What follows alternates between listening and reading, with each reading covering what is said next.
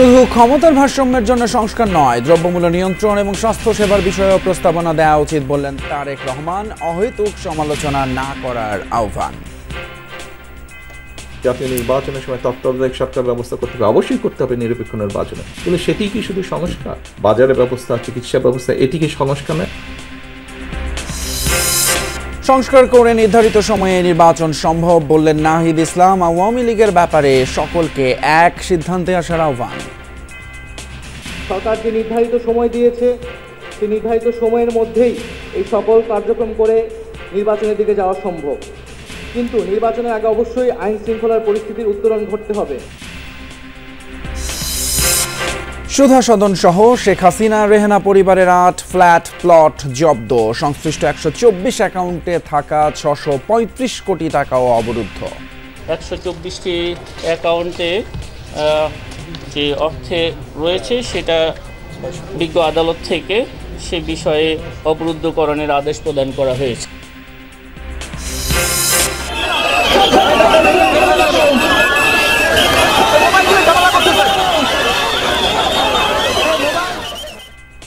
স্বরাষ্ট্র উপদেষ্টার পদত্যাগ দাবিতে বাম সংগঠনের পদযাত্রায় পুলিশের বাধা, ধর্ষণের সর্বোচ্চ শাস্তি মৃত্যুদণ্ডের দাবিতে শাহবাগে শিক্ষার্থীদের অবস্থান। পাকিস্তানের বেলুচিস্তানে যাত্রীবাহী ট্রেনে বিএলএ বিচ্ছিন্নতাবাদীদের হামলা, অন্তত 6 সেনা সদস্য নিহত, শতাধিক যাত্রীকে জিম্মি।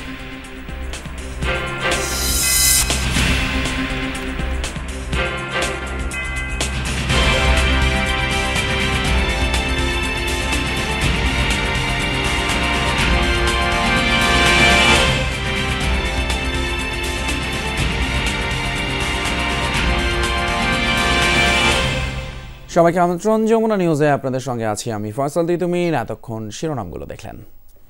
অহেতুক সমালোচনা করতে গিয়ে জনগণের দাবি থেকে সরে না আসার আহ্বান জানিয়েছেন বিএনপির ভারপ্রাপ্ত চেয়ারম্যান তারেক রহমান। পাশাপাশি বলেছেন, শুধু ক্ষমতার ভারসাম্যের জন্য সংস্কার নয়, বরং মানুষের প্রয়োজনে নিত্যপণ্যের দাম নিয়ন্ত্রণ, স্বাস্থ্য ও চিকিৎসা নিয়ে রাজনৈতিক দলগুলোর নিজস্ব প্রস্তাবনা উত্থাপন করা উচিত।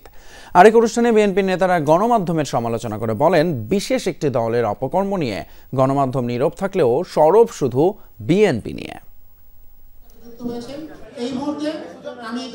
নাগরিক সমাজ ও রাজনীতিবিদদের সম্মানে রাজধানী শুটিং ক্লাবে ইফতার মাহফিলের আয়োজন করে ন্যাশনাল ডেমোক্রেটিক মুভমেন্ট এনডিএম। আয়োজনে যোগ দেন ফ্যাসিবাদ বিরোধী আন্দোলনে অংশ নেয়া বিভিন্ন রাজনৈতিক দলের নেতারা। লন্ডন থেকে ভার্চুয়ালি অংশ নেন বিএনপির ভারপ্রাপ্ত চেয়ারম্যান তারেক রহমান। আমার সামনে উপস্থিত সকল আমন্ত্রিত অতিথিবৃন্দ, আসসালামু আলাইকুম।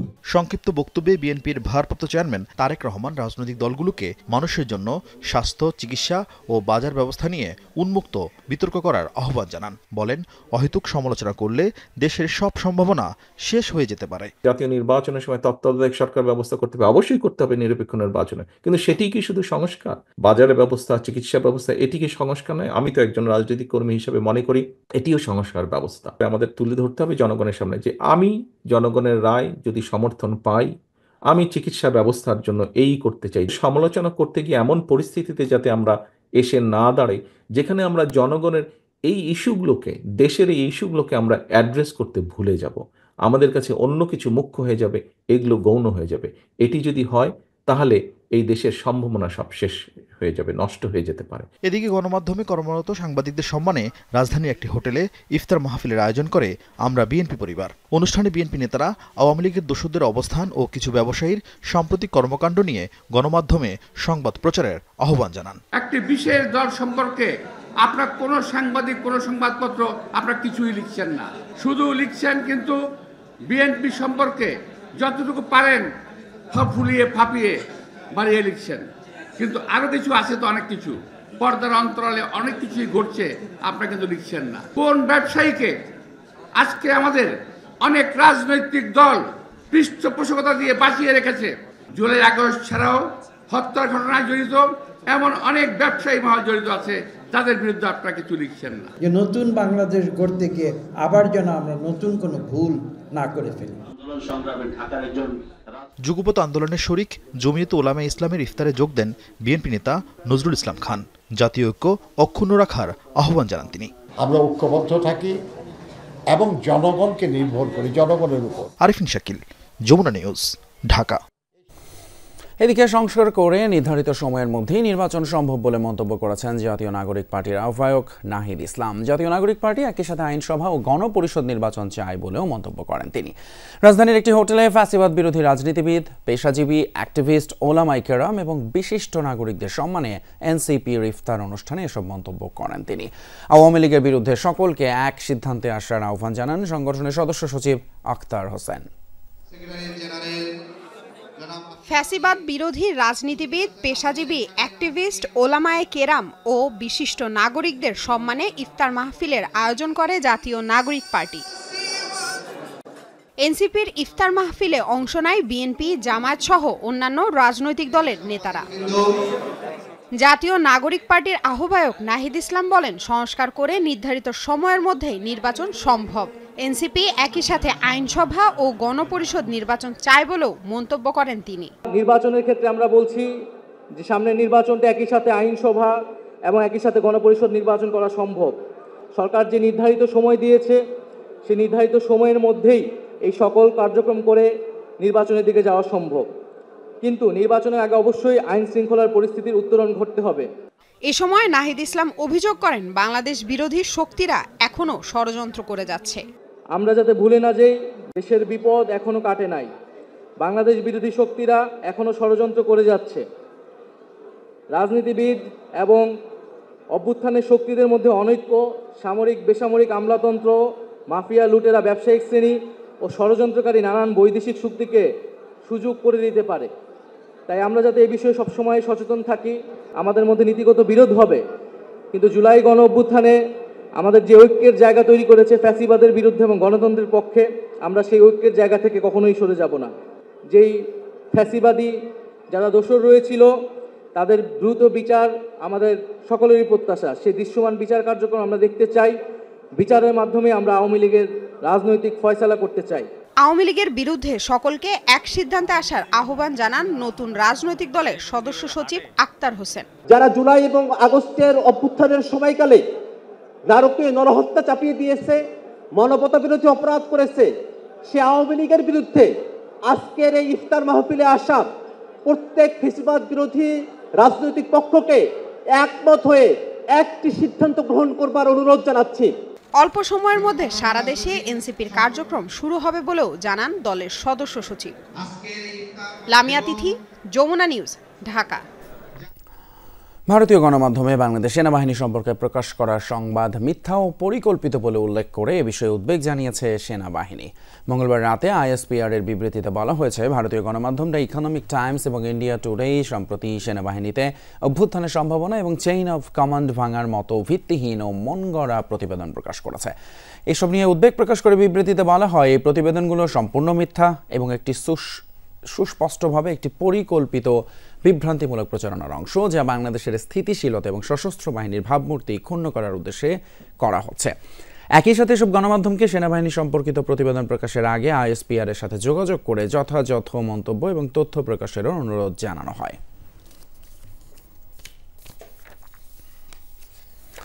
পাকিস্তানের বেলুচিস্তানে ছিনতাই করা হয়েছে যাত্রী বোঝাই একটি ট্রেন। প্রায় 500 যাত্রী নিয়ে কোয়েটা থেকে রাওয়ালপিন্ডি যাওয়ার সময় এতে হামলা চালায় বিচ্ছিন্নতাবাদী গোষ্ঠী বিএলএ। আক্রমণে প্রাণ গেছে সামরিক বাহিনীর অন্তত 20 সদস্যের, গুরুতর আহত হয়েছেন ট্রেন চালক সহ বহু যাত্রী।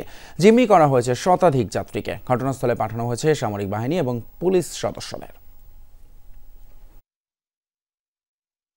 কোয়েটার এই স্টেশন থেকে ছেড়ে যায় জাফর এক্সপ্রেস। উদ্দেশ্য ছিল রাওয়ালপিন্ডি।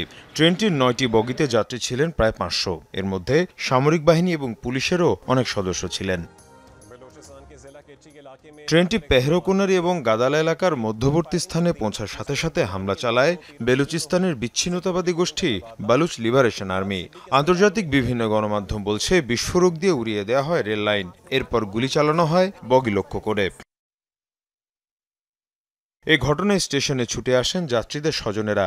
উৎকণ্ঠায় সময় পার করছেন তারা।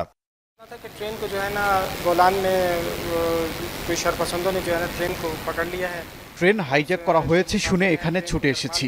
ট্রেনটিতে আমার আত্মীয় রয়েছেন, অনেক চেষ্টা করেও তার সাথে যোগাযোগ করতে পারছি না।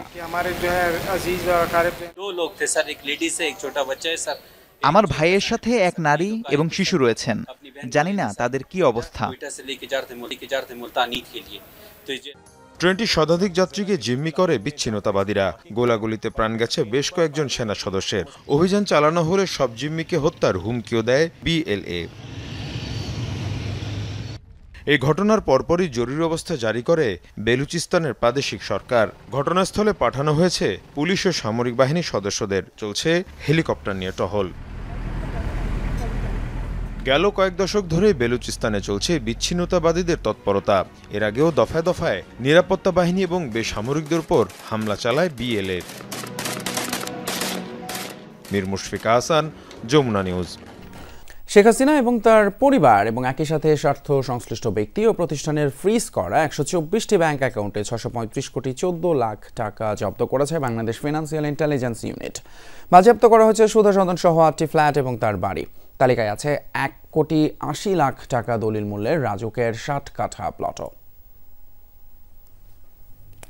6টি দেশে সাবেক প্রধানমন্ত্রী শেখ হাসিনা ও তার পরিবারের সদস্যদের নামে বিপুল সম্পদের খোঁজ পাওয়া গেছে বলে সম্প্রতি জানান প্রধান উপদেষ্টার প্রেস সচিব। তিনি জানান, এরই মধ্যে 2টি গোয়েন্দা সংস্থার প্রতিবেদন দুর্নীতি দমন কমিশনে দেওয়া হয়েছে। দুদকের করা সেই অ্যাকাউন্টগুলো অবরুদ্ধ করার আবেদনের প্রেক্ষিতে মঙ্গলবার শেখ হাসিনা, তার ছেলে ও সাবেক তথ্য প্রযুক্তি বিষয়ক উপদেষ্টা সজীব ওয়াজেদ জয়, মেয়ে সাইমা ওয়াজেদ পুতুল ও বোন শেখ রেহানার 124টি ব্যাংক হিসাব অবরুদ্ধ করার আদেশ দেন আদালত। ঢাকা মহানগর জ্যেষ্ঠ বিশেষ জজ মোহাম্মদ জাকির হোসেন এ আদেশ দেন। একই সঙ্গে শেখ হাসিনা, সজীব ওয়াজেদ জয়, সাইমা ওয়াজেদ পুতুল, শেখ রেহানার ছেলে রাদওয়ান মুজিব সিদ্দিক, শেখ রেহানার মেয়ে টিউলিপ রিজওয়ানা সিদ্দিক ও আজমিনা সিদ্দিকের বিদেশ যাত্রায় নিষেধাজ্ঞা দেন আদালত। পরে দুদক জানায়, যুক্তরাষ্ট্র, যুক্তরাজ্য, সিঙ্গাপুর, হংকং এবং ক্যামন দ্বীপপুঞ্জে হাসিনার পরিবারের সদস্যদের সম্পদের খোঁজ পাওয়া গেছে। 124টি ব্যাংক অ্যাকাউন্টে 635 কোটি টাকা পাওয়া গেছে বলেও জানানো হয়। 124টি অ্যাকাউন্ট ফ্রিজের জন্য আবেদন করা হয়েছিল। আমরা কিছুক্ষণ আগে জেনেছি এই 124টি অ্যাকাউন্টে যে অর্থে রয়েছে সেটা বিজ্ঞ আদালত থেকে সে বিষয়ে অবরুদ্ধকরণের আদেশ প্রদান করা হয়েছে। অ্যাকাউন্টের অর্থের বাইরে রাজুকের 1,80,00,000 টাকা মূল্যের 60 কাঠা প্লট পাওয়া গেছে শেখ হাসিনা এবং তার পরিবারের নামে। এছাড়া 8,85,00,000 টাকার 10% জমি সহ 8টি ফ্ল্যাট পাওয়া গেছে বলে জানায় দুদক। অর্জিত স্থাবর সম্পদ যাতে অন্যত্র স্থানান্তর, হস্তান্তর বা ব্যাহত না হতে পারে সেজন্য বিজ্ঞ আদালতে আবেদন করা হয়েছিল। সে আবেদনও আমরা কিছুক্ষণ আগে জেনেছি, সেই আবেদন বিজ্ঞ আদালত কর্তৃক গৃহীত হয়েছে এবং সেগুলো আদেশ দেওয়া হয়েছে ইতিমধ্যে। বিজ্ঞ আদালত থেকে এই যে সম্পদ ব্যবস্থাপনার জন্য একই সাথে রিসিভার নিয়োগেরও আদেশ দেওয়া হয়েছে। মালয়েশিয়ায় মানব পাচারের ঘটনায় 1,128 কোটি টাকা আত্মসাতের অভিযোগে 12টি রিক্রুটিং এজেন্সির বিরুদ্ধে মামলা করেছে দুদক। এসব প্রতিষ্ঠানের স্বত্বাধিকারী সাবেক এমপি, মন্ত্রীরা। 12টি পৃথক মামলা রুজুর সিদ্ধান্ত গৃহীত হয়েছে। শাকিল হাসান, যমুনা নিউজ, ঢাকা। ধর্ষণ এবং নিপীড়ন বিরোধী পদযাত্রায় পুলিশের সাথে সংঘর্ষের ঘটনা ঘটেছে। মঙ্গলবার দুপুরে প্রধান উপদেষ্টার বাসভবনে স্মারকলিপি প্রদান করতে গেলে এই সংঘর্ষের ঘটনা ঘটে। এই ঘটনায় পুলিশ সহ আহত হয়েছে অন্তত 10 জন। অন্যদিকে ধর্ষকদের সর্বোচ্চ শাস্তি, মৃত্যুদণ্ড জনসম্মুখে নিশ্চিত সহ 4 দফা দাবিতে শাহবাগে দিনভর অবস্থান কর্মসূচি পালন করেছে রাজধানীর 30টি কলেজের শিক্ষার্থীরা। 9 দফা দাবিতে ধর্ষণ ও নিপীড়নের বিরুদ্ধে বাংলাদেশ প্ল্যাটফর্মের কর্মসূচি ছিল প্রধান উপদেষ্টার বাসভবনের দিকে পদযাত্রা। ইন্টারকন্টিনেন্টাল হোটেলের সামনে আসলে পদযাত্রাকে বাধা দেয় পুলিশ। এ সময় পুলিশের সাথে বাদানুবাদে জড়িয়ে পড়ে পদযাত্রাকারীরা।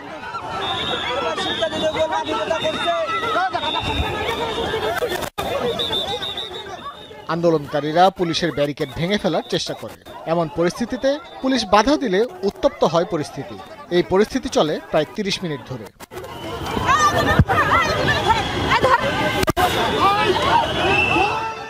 পুরো ঘটনায় পুলিশের অন্তত 8 জন আহত হয় বলে জানানো হয়। আমাদের সাথে ধস্তাধস্তি হচ্ছিল, আমরা কোনোভাবে কিন্তু তাদেরকে আমরা লাঠিচার্জ বা কিছু করার কোনো সুযোগও আমাদের ছিল না, আমরা করিও নাই। পরে আমাদের এসি, আপনারা জানেন যে এসি রমনাজন, ওকে হঠাৎ করে এক সাইডে ও গেছে, ওকে ধরে ব্যাপক আকারে পিটাইছে। ওর গেঞ্জি টেঞ্জি টি শার্ট যা ছিল সব ছিঁড়ে গেছে। আমরা যারা আছে আমাদের দেখেন এগুলো কিন্তু কিছু নাই, আমরা কিন্তু লাঠি আমাদের হাতেও নাই, কিচ্ছু না, আমি কিন্তু খালি হাতে আছি।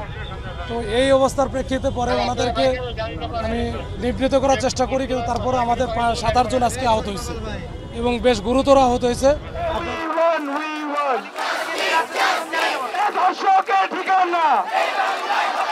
এর আগে ধর্ষণ ও নারী নির্যাতনের প্রতিবাদ ও ধর্ষকদের সর্বোচ্চ শাস্তি নিশ্চিতের দাবিতে শাহবাগে অবস্থান নেয় রাজধানীর 30টি কলেজের শিক্ষার্থীরা।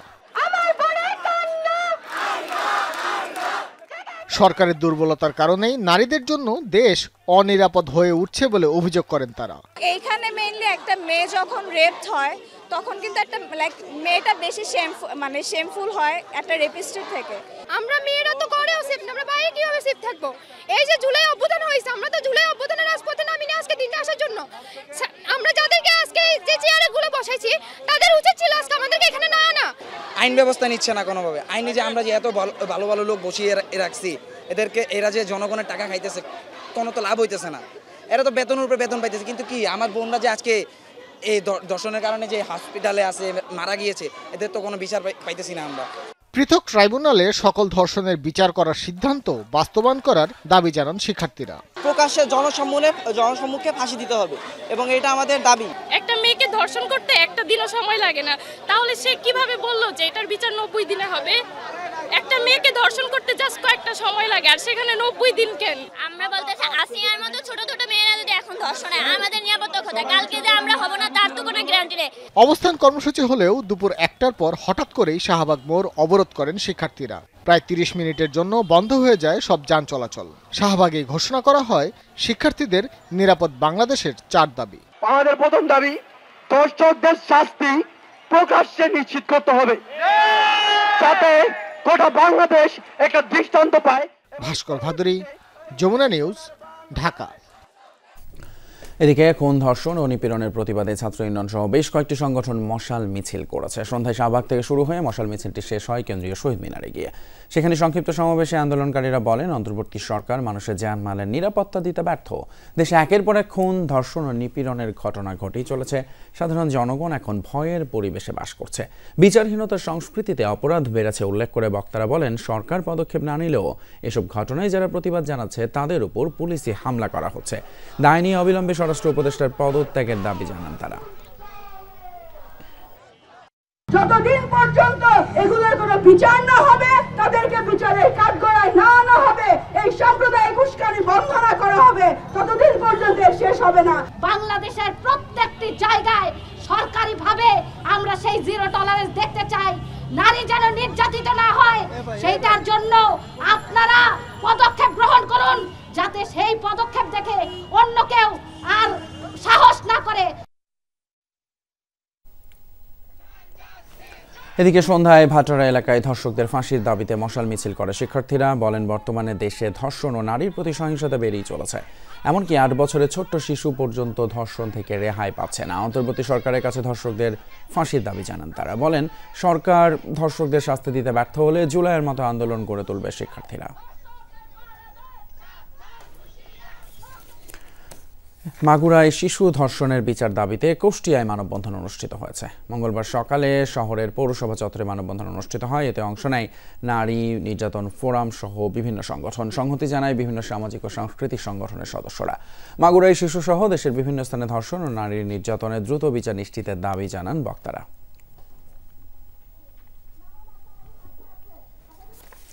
প্রথম দ্বিপাক্ষিক সফরে 26শে মার্চ রাতে চীন যাচ্ছেন প্রধান উপদেষ্টা ডক্টর মোহাম্মদ ইউনুস। চীনা রাষ্ট্রদূত ইয়াও ওয়েন বলছেন, বাংলাদেশে সরকার পরিবর্তনে ঢাকা বেইজিং সম্পর্কে কোনো প্রভাব ফেলেনি। কেবল অভ্যন্তরীণ নয়, আন্তর্জাতিক কোনো পরিবর্তনেও দ্বিপাক্ষিক সম্পর্কে প্রভাব ফেলবে না বলে দাবি করেন তিনি। জানান, রোহিঙ্গা সমস্যার টেকসই সমাধানের চেষ্টা করছে চীন, তবে এজন্য সমন্বিত আন্তর্জাতিক তৎপরতার তাগিদ দেন তিনি। বাংলাদেশে চীনের ভাবমূর্তি নিয়ে দেশব্যাপী জরিপের ফলাফল প্রকাশ অনুষ্ঠান। আয়োজক সেন্টার ফর অল্টারনেটিভ। ফলাফল বলছে, আগস্টের পট পরিবর্তনের পর চীনের সাথে সম্পর্ক ভালো হয়েছে বলে মনে করেন 75% বেশি মানুষ। আর এই সময়ে সম্পর্কের চরম অবনতি হয়েছে প্রতিবেশী ভারতের সাথে। আবার অর্থনৈতিক সহযোগিতার নামে চীনা ঋণের ফাঁদে পড়ার আশঙ্কাও করছেন বড় একটা অংশ। এই অনুষ্ঠানে প্রশ্নোত্তর পর্বে আসে রোহিঙ্গা সংকট সমাধানে চীনের ভূমিকার প্রসঙ্গ। রাষ্ট্রদূত জানান, দেশটির অভ্যন্তরীণ পরিস্থিতির কারণে সমাধান কঠিন।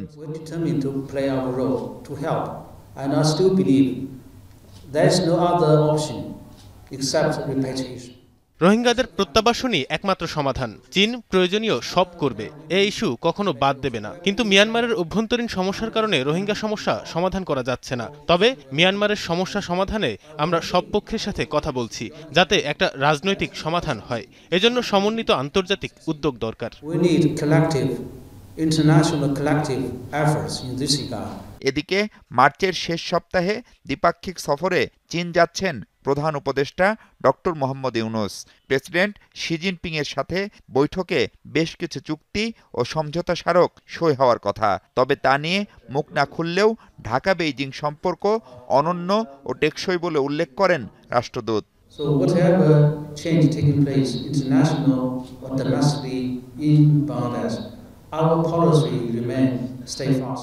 আন্তর্জাতিক ও অভ্যন্তরীণ যতই পরিবর্তন হোক না, বাংলাদেশ বিষয়ে চীনের নীতি একই থাকবে। আগেও সব সরকার প্রধান চীন সফর করেছেন। কোনো নির্দিষ্ট সরকারের সাথে চীনের সম্পর্ক না, দুদেশের জনগণের লাভ ও স্বার্থের উপর ভিত্তি করে আমাদের সম্পর্ক।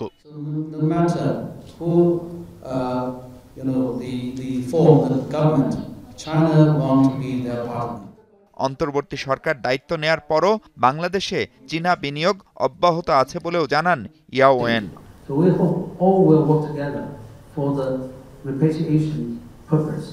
মাহফুজ মিশু, যমুনা নিউজ, ঢাকা। দেশ ইসলামের বিধান অনুযায়ী চলছে না বলেই খুন, ছিনতাই সহ নানান ধরনের অপরাধ বেড়ে চলছে। দেশের এমন পরিস্থিতিতে ইসলামী শাসন জরুরি বলে মন্তব্য করেছেন জামায়াতে ইসলামের আমির ডক্টর শফিকুর রহমান। বিকেলে রাজধানীর কাফরুলে জামায়াতে ইসলামের ইফতার মাহফিলে এমন মন্তব্য করেন তিনি। জানান, জামায়াতে ইসলাম দেশ থেকে দুর্নীতি ও দুঃশাসন বিদায় করতে চায়।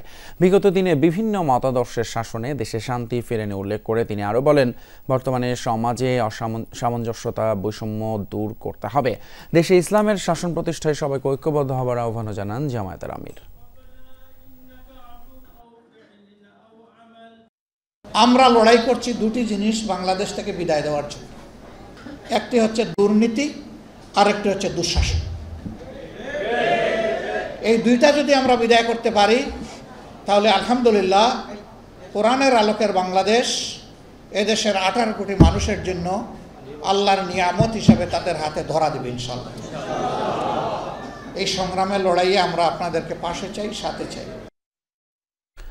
কিশোরগঞ্জের পাকুন্দিয়ায় ওয়ার্ড বিএনপির কমিটি গঠন নিয়ে দুপক্ষের হাতাহাতির ঘটনা ঘটেছে। এতে আহত হয়েছেন কয়েকজন। মঙ্গলবার দুপুরে উপজেলার মির্জাপুর ফুরকানিয়া মাদ্রাসা মাঠে এই ঘটনা ঘটে।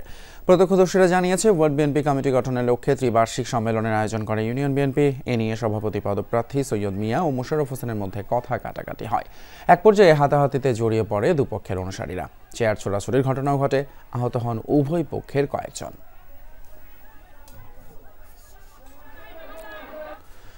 এদিকে রাজশাহী তানোরে বিএনপির ইফতার ও দোয়া মাহফিলে দুপক্ষের মধ্যে সংঘর্ষ, ধাওয়া পাল্টা ধাওয়ার ঘটনা ঘটেছে। বিকেলে উপজেলা কৃষ্ণপুর মোড়ে এই ঘটনা ঘটে। প্রত্যক্ষদর্শীরা জানায়, অনুষ্ঠানের প্রধান অতিথি ছিলেন বিএনপি চেয়ারপারসনের উপদেষ্টা কাউন্সিলর সদস্য অবসরপ্রাপ্ত মেজর জেনারেল শরীফ উদ্দিন। আর তাকে বরণ করা নিয়ে বাকবিতণ্ডা শুরু হয় ইউনিয়ন বিএনপির একাংশের সভাপতি মমিনুল হকের অনুসারীদের সাথে। এরই জেরে হয় সংঘর্ষ। এদিকে শুক্রবার নগরীর দড়িখোরবনায় বিএনপির দুই পক্ষের সংঘর্ষের সময় আহত রিকশা চালক রাজশাহী মেডিকেলে মারা গেছেন।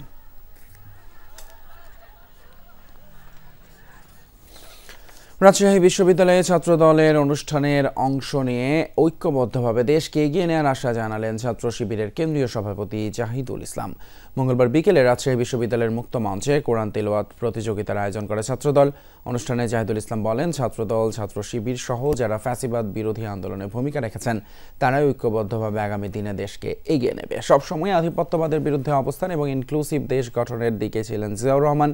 অনুষ্ঠানে ছাত্রদলের সাংগঠনিক সম্পাদক আমানুল্লাহ আমান প্রশ্ন রাখেন, যখন আওয়ামী লীগ সংবিধানে আল্লাহর উপর আস্থা উঠিয়ে নিয়েছিল তখন শিবির কি করেছিল? যখন বিভিন্ন আলেম কোরআনের অপব্যাখ্যা করে তখন তাদের বিরুদ্ধে শিবিরের কথা বলা উচিত বলেও মন্তব্য করেন ছাত্রদল নেতা আমান।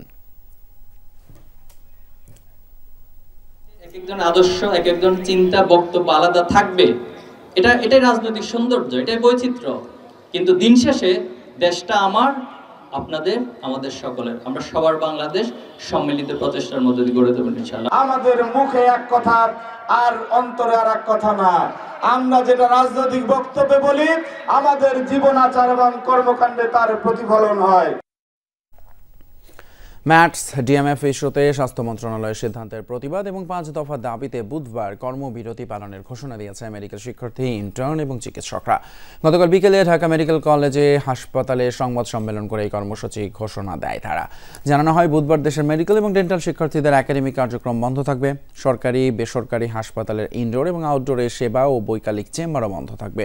তবে মানবিক বিবেচনায় জরুরি সেবা চলমান থাকবে। জানানো হয়, দাবি আদায়ে সকাল 11টায় কেন্দ্রীয় শহীদ মিনারে চিকিৎসক ও চিকিৎসা শিক্ষার্থীদের মহাসমাবেশ করা হবে। সেখান থেকে মন্ত্রণালয় অভিমুখে হবে পদযাত্রা। আগামীকাল সারা বাংলাদেশের মেডিকেল ও ডেন্টাল শিক্ষার্থীদের সকল ধরনের একাডেমিক কার্যক্রম বন্ধ থাকবে। সরকারি বেসরকারি সকল হাসপাতালে ইনডোর ও আউটডোর সেবা এবং বৈকালিক চেম্বার বন্ধ থাকবে। আগামীকাল কেন্দ্রীয় শহীদ মিনারে চিকিৎসক এবং মেডিকেল স্টুডেন্টদের মহাসমাবেশের ডাক দেওয়া হলো। চলতি বছরের মধ্যেই বিদেশে পাচার হওয়া কয়েকশো কোটি ডলার ফিরিয়ে আনা সম্ভব বলে জানিয়েছেন অর্থ উপদেষ্টা ডক্টর সালেহুদ্দিন আহমেদ। বলেন, এজন্য নতুন অধ্যাদেশ করা হচ্ছে। পাচার হওয়া অর্থ ফেরত আনার ক্ষেত্রে প্রধান উপদেষ্টা বড় সম্পদ বলে জানিয়েছেন নতুন বিশেষ সহকারী ডক্টর আনিসুজ্জামান চৌধুরী। আর একে তিনি আল্লাহর আশীর্বাদ হিসেবেও মন্তব্য করেছেন। শ্বেতপত্র প্রণয়ন কমিটির তথ্য অনুযায়ী ক্ষমতাচ্যুত আওয়ামী লীগ সরকারের 3 মেয়াদে দেশ থেকে 28 লাখ কোটি টাকা পাচার হয়েছে। অর্থ পাচারের ক্ষেত্রে শীর্ষ 11 ব্যক্তি ও প্রতিষ্ঠানের তালিকাও করেছে এ সংক্রান্ত টাস্ক ফোর্স। এর মধ্যে আছেন সাবেক প্রধানমন্ত্রী শেখ হাসিনা ও তার পরিবারের সদস্যরা। এ অবস্থায় পাচার হওয়া বিপুল পরিমাণ অর্থ ফেরত আনার বিষয়টিকে গুরুত্ব দিচ্ছে অন্তর্বর্তী সরকার, করছে নতুন অধ্যাদেশ। অর্থ উপদেষ্টা জানিয়েছেন, চলতি বছরই কয়েকশো কোটি টাকা ফেরত আনা যাবে। বিশাল অঙ্কের টাকা, সব অঙ্ক টাকা আনতে তাদের আইডেন্টিফাই করে বিভিন্ন দেশে আছে। এইখানে কতগুলো আপনার আইনি পদক্ষেপ আছে, আবার সেই আইনগুলো আবার বৈদেশিক বিদেশের সাথে জড়িত। আমরা চেষ্টা করছি ইমিডিয়েটলি যেটি পারি কতগুলো সেন্সিটিভ কেস করা হয়েছে, অন্যগুলোরও অ্যাটলিস্ট প্রসেসটা শুরু করি, কিছুটা ইন্ডিকেশন কিছুটা আসুক। এই জন্য আইনের কিছুটা সংগ্রহ, আইন মানে কি কিছু যে এগ্রিমেন্ট করা বিদেশের সাথে এগুলো করবো, এবং এটা আপনারা নেক্সট মান্থে আরেকটু বেটার জানতে পারবেন। পাচার হওয়া অর্থ ফেরত আনা সম্ভব। এক্ষেত্রে ডক্টর মোহাম্মদ ইউনুসকে বড় সম্পদ মনে করেন বিশেষ সহকারী ডক্টর আনিসুজ্জামান। আমাদের সবচেয়ে বড় অ্যাসেট হচ্ছে আমাদের প্রধান উপদেষ্টা। এটা আমাদের জন্য আমরা মনে করি এটা আল্লাহর একটা বিরাট ব্লেসিং। কারণ যে জায়গায় টাকা গিয়েছে ওরা বেনিফিশিয়ারি, এগুলি আন্তর্জাতিক ল আছে, যেহেতু ওরা বেনিফিশিয়ারি ওরা সহজে ছাড়বে না। কিন্তু প্রফেসর ইউনুস সাহেব আমাদের শ্রদ্ধেয় প্রধান উপদেষ্টা, ওনার সামনে ওনারা নিজেরাই অফার করছেন সহযোগিতার। এটা সেই জন্য আমরা ওটা তো দ্রুত কাজ করছি, ইনশাল্লাহ আমরা সফল হব। দায়িত্ব নেয়ার প্রথম দিন অফিস করে তিনি বলেন, অর্থনীতি খুবই ভঙ্গুর অবস্থায় আছে। অন্তর্বর্তী সরকার নামটি বিনিয়োগের ক্ষেত্রে বড় বাধা। আপনি একটা সরকারকে বলছেন ইন্টারিম, এই শব্দটাই তো আপনার জন্য অসুবিধাজনক। সেটা আপনারা চিন্তা করেন। আমি তো রাজনীতিবিদ না, আমি যদি ইনভেস্টার হই, আমি যখন বলবো যে এটা ইন্টারিম, তখন আমি চিন্তা করব এটা কি স্থায়িত্ব আছে, এর পলিসির কি ইয়ে আছে। ডক্টর আনিসুজ্জামান বলেন, ভুয়া তথ্যের ভিত্তিতে এলডিসি উত্তরণের আবেদন করা হয়েছিল। এজন্য মুখ্য সচিবকে প্রধান করে উত্তরণ অগ্রগতি মূল্যায়ন কমিটি করা হয়েছে। পুনর্বিবেচনা করার জন্য কমিটি হয়েছে। আলমগীর স্বপন, যমুনা নিউজ, ঢাকা। একসঙ্গে ব্যাংকের ঋণ পরিশোধ করে এক্সিট সুবিধার আবেদনের ডাউন পেমেন্টে ছাড় দিয়েছে বাংলাদেশ ব্যাংক। সোমবার এই সম্পর্কিত প্রজ্ঞাপন জারি করেছে ব্যাংক। প্রজ্ঞাপনে বলা হয়েছে, বিদ্যমান ঋণ স্থিতির ন্যূনতম 5% ডাউন পেমেন্ট নগদে জমা দিয়ে এক্সিট সুবিধার জন্য আবেদন করা যাবে। পূর্বে এ ধরনের আবেদনের আগে 10% অর্থ জমা দেওয়ার বিধান ছিল। ঋণ গ্রহীতার আবেদন প্রাপ্তির 60 দিনের মধ্যে ব্যাংক কর্তৃক তা নিষ্পত্তির ব্যবস্থা গ্রহণ করতে হবে। এক্সিট সুবিধা প্রাপ্ত ঋণ হিসাব কোনো অবস্থাতেই তফসিলীকরণ করা যাবে না। এই সুবিধা প্রাপ্তির পর কোনো গ্রাহক পাওনা পরিশোধে ব্যর্থ হলে ঋণ আদায়ে ব্যাংক আইনগত ব্যবস্থা নেবে। কার্ড জটিলতায় টিসিবির পণ্য নিতে পারছেন না অনেকেই, এতে বিপাকে পড়েছেন ডিলার এবং সেবাগ্রহীতারা। টিসিবি বলছে কার্ড সক্রিয় করে বিতরণের দায়িত্ব সিটি কর্পোরেশনের, তবে কর্পোরেশনের কর্মকর্তারা বলছেন একটিমাত্র ফোন থেকে প্রতিদিন 200 থেকে 300-র বেশি কার্ড সক্রিয় করা যায় না, এজন্যই সময় লাগছে। ক্ষুব্ধ সেবাগ্রহীতারা দ্রুত ব্যবস্থা গ্রহণের তাগিদ দিয়েছেন। টিসিবির সুলভ মূল্যে পণ্য কেনার কার্ড না পেয়ে বিড়ম্বনায় পড়েছেন অনেকে। গেল 2 মাস ধরে পণ্য পাচ্ছেন না কেউ কেউ। অভিযোগ রয়েছে না জানিয়েই কারো কারো কার্ড বাতিল করা হয়েছে। 4 জনের সংসার কিন্তু একটা কার্ড করছে, একটা কার্ডে আমাদের আসে না, মানে কার্ডটা বাতিল হয়ে গেছে। কেন বাতিল গেল? নাম্বার নাকি ভুল। তো নাম্বার কেন ভুলবে? আমরা তো ভুল দেই নাই। একটা কার্ড যে বাদ দিল এটা চিন্তা ভাবনার বিষয় না, কেন আমাদের একটা কার্ড বাদ করে যাবে? যার 6টা 7টা থাকে তারটা বাদ যা। টিসিবি ডিলার বলছেন বরাদ্দ পেয়েও তারা কার্ডধারী ক্রেতার অভাবে পণ্য বিক্রি করতে পারছেন না। 20-25 দিন ধরে মাল লয়ে বসে রয়েছি, মাল কার্ড নিয়ে আসা না, তাই মাল কি করব? এত ফ্যামিলি কার্ডের মাল আমি দিতে পারতেছি না, এই জন্য তো গোডাউনে পৌঁছতেছে। ট্রেডিং কর্পোরেশন অব বাংলাদেশ টিসিবির অভিযোগ সিটি কর্পোরেশন ঠিকমতো কার্ড বিতরণ করছে না, এতে দুর্ভোগে পড়েছে নিম্ন আয়ের মানুষ। ভোক্তাদের পর্যায়ে যদি যাদের কার্ড দেওয়ার দায়িত্ব সিটি কর্পোরেশন এবং জেলা প্রশাসন, তারা যদি ভোক্তা পর্যায়ে কার্ডটা বিলি না করে থাকে, সেই ক্ষেত্রে হয়তো তারা পণ্যটা পাবে না। তো আমি আশা করব যে যাদের দায়িত্বটা রয়েছে কার্ড বিলি করার, যদি অ্যাক্টিভ করা সম্ভব না হয় স্বল্প সময়ের মধ্যে, দ্রুত ভোক্তার কাছে কার্ডটা পৌঁছে দিলে পরবর্তীতে পর্যায়ক্রমে তারা কার্ডটা অ্যাক্টিভ করে দিতে পারবে তাদের আইডি পাসওয়ার্ড দিয়ে। তবে সিটি কর্পোরেশন বলছে ব্যক্তিগত পরিচয় ও ফোন নম্বর ভুল থাকার কারণে অনেককে কার্ড দেওয়া যাচ্ছে না। টিসিবি তাদের 10,000 কার্ড বিতরণের জন্য দিয়েছে, কিন্তু প্রতিদিন 200 থেকে 300 কার্ডের বেশি ডিজিটাল পদ্ধতিতে সক্রিয় করা যাচ্ছে না। এজন্যে তাদের সময় লাগছে, যে কারণে সেবাগ্রহীতারা বিড়ম্বনায় পড়ছেন। একটি মোবাইল দিয়ে মাত্র অ্যাক্টিভ করা যায়। একটি মোবাইলে সারাদিনে 200 থেকে 250 কার্ড অ্যাক্টিভ করা যায়। এই জন্য আমাদের অনেক সময় লাগতেছে। সময়ের ব্যাপারে যদি আরও কিছু সময় দেওয়া হয়, তাহলে আমরা এই কার্ডগুলি সহজে অ্যাক্টিভ করে দিতে পারব। এদিকে রমজানে সুলভ মূল্যে পণ্য নিতে টিসিবি ট্রাক সেলে বাড়ছে ভিড়। সোভান চৌধুরী, যমুনা নিউজ, ঢাকা। আগামীর জন্য ব্যবসা বান্ধব রাজস্ব নীতি প্রণয়ন করবে এনবিআর। এক্ষেত্রে একক ভ্যাট হার প্রণয়নে উদ্যোগ নেয়ার কথা জানালেন জাতীয় রাজস্ব board NBR chairman Abdur Rahman Khan. মঙ্গলবার বিকেলে আগারগাঁওয়ের এনবিআর ভবনে 5টি ব্যবসায়ী সংগঠনের সঙ্গে প্রাক বাজেট আলোচনায় তিনি এমন কথা বলেন। জানান দেশীয় উদ্যোগে যাতে বিকশিত হতে পারে সেদিকে নজর দেওয়া হবে। এক্ষেত্রে সহনীয় রাজস্ব ব্যবস্থা প্রণয়নের কাজ শুরু হয়েছে। আলোচনায় রিকন্ডিশন মোটরযান ব্যবসায়ী সংগঠনের পক্ষ থেকে 10 থেকে 15 আসনের হাইয়েস্ট প্রকৃতির মাইক্রোবাসের উপর থেকে সম্পূরক শুল্ক প্রত্যাহারের দাবি জানানো হয়। সিসি স্ল্যাব প্রত্যাহারের দাবিও তোলে বারভিডা। এছাড়া আলোচনায় আবাসন খাতে গেইন ট্যাক্স, স্টাম্প শুল্ক, নিবন্ধন ফি, স্থানীয় সরকার ফি এবং ভ্যাট সহনীয় করার দাবি জানায় রিহাব।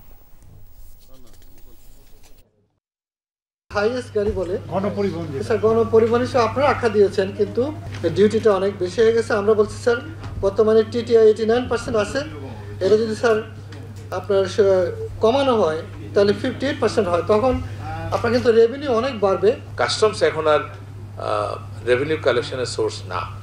কাস্টমস হচ্ছে ট্রেড ফ্যাসিলিটেশনের মাধ্যম।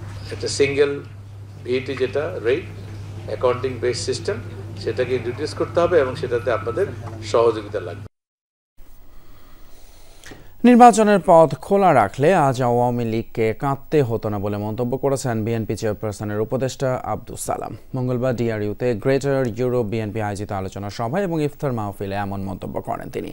নির্বাচন কবে এমন প্রশ্নে তিনি বলেন, সুষ্ঠু নির্বাচনের জন্যই অন্তর্বর্তী সরকারকে ক্ষমতা প্রদান করা হয়েছে। তিনি আরও বলেন, গণতন্ত্র শুধুমাত্র বিএনপির জন্য নয়, কিন্তু বিএনপি নির্বাচন চাইলেও নতুন দল ও জামায়াত নির্বাচনের আগে সংস্কার চায় বলে জানান তিনি।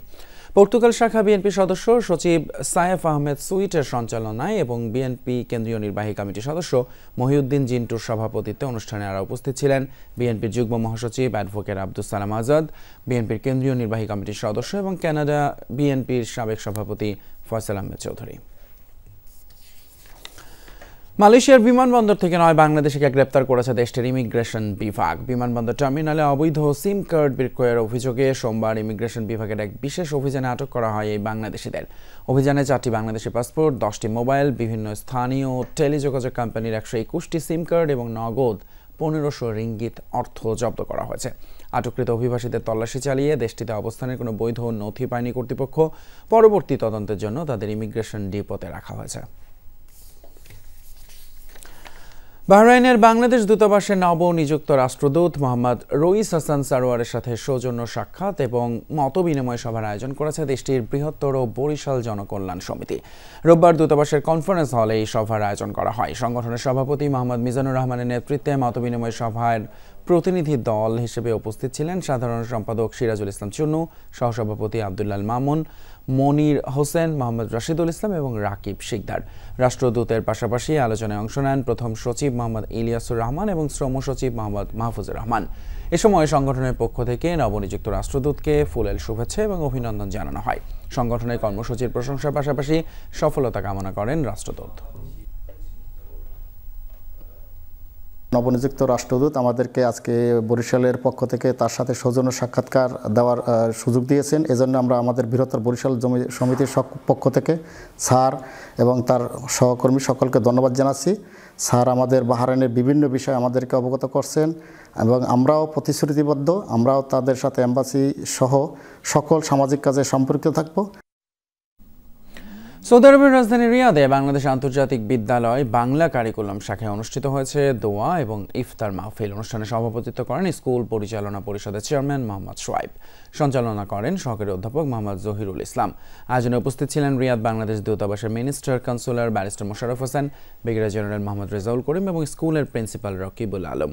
এছাড়াও উপস্থিত ছিলেন শিক্ষক, শিক্ষার্থী, অভিভাবক সহ বিদ্যালয়টি পরিচালনা পর্ষদের সদস্যবৃন্দ, ছিলেন রিয়াদ বাংলাদেশ কমিউনিটির নেতৃবৃন্দ এবং সাংবাদিকরাও।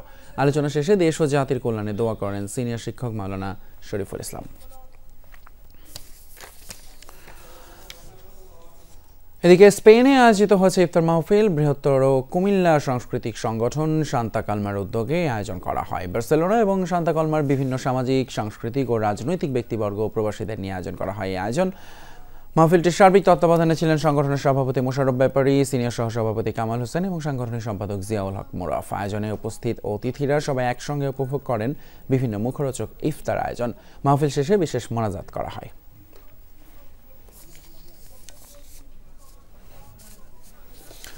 ওমানে সংস্কার করা হয়েছে বাংলাদেশি মালিকানাধীন প্রতিষ্ঠান গালফ এক্সচেঞ্জের জনাল বোয়ালি শাখা। সেবার পরিধি বাড়ানো এবং আধুনিকায়নের লক্ষ্যে এই উদ্যোগ নিয়েছে কর্তৃপক্ষ। এই সিদ্ধান্তের জেরে স্থানান্তর করা হলো শাখাটিকে।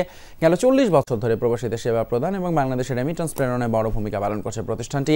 প্রবাসীদের দেশে অর্থ পাঠাতে এরই মাঝে চালু করেছে মোবাইল অ্যাপ।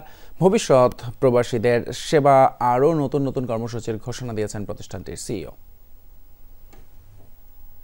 গ্রাহকরা এখান থেকে সব রকম সুবিধা পাবে টাকা পাঠানোর জন্য বিশ্বের বিভিন্ন দেশে, বিশেষ করে প্রবাসী বাংলাদেশিরা তাদের আপনজনের কাছে মুহূর্তে টাকা পৌঁছানোর ব্যবস্থা আছে। পাশাপাশি আমাদের মোবাইল অ্যাপের মাধ্যমে আপনারা যেখানে মানে যে কোনো জায়গা থেকে আপনারা বাংলাদেশের যে কোনো জায়গায় টাকা পাঠাতে পারেন। ফিনল্যান্ডের রাজধানী হেলসিঙ্কিতে বর্ণাঢ্য এক ইফতার মাহফিলের আয়োজন করল প্রবাসী বাংলাদেশিরা। দীর্ঘতম সিয়াম সাধনার জন্য পরিচিত হেলসিঙ্কি প্রতিদিন এই শহরের প্রবাসীদের রোজা রাখতে হয় 19 ঘন্টারও বেশি। এই কঠিন সময়ে প্রবাসী বাংলাদেশিদের মাঝে সৌহার্দ্য বৃদ্ধি করতে এবং এক মাহফিলের আয়োজন করা হয়। দারুল আলাম ইসলামিক সেন্টারের উদ্যোগে আয়োজিত হয় এই মাহফিল। অনুষ্ঠানে বাংলাদেশের ব্যবসায়ী, সাংবাদিক, কমিউনিটি নেতা, শিশু কিশোর সহ অংশগ্রহণ করেন বিভিন্ন দেশের মুসলিমরা। বাংলাদেশের ঐতিহ্যবাহী নানা খাবারের বিশেষ আয়োজন ছিল ইফতার মাহফিলে। অনুষ্ঠানে বক্তব্য দেন দারুল আমান মসজিদের খতিব মোহাম্মদ আব্দুল কুদ্দুস খান। এরপর দেশ ও জাতির মঙ্গলে করা হয় বিশেষ মোনাজাত।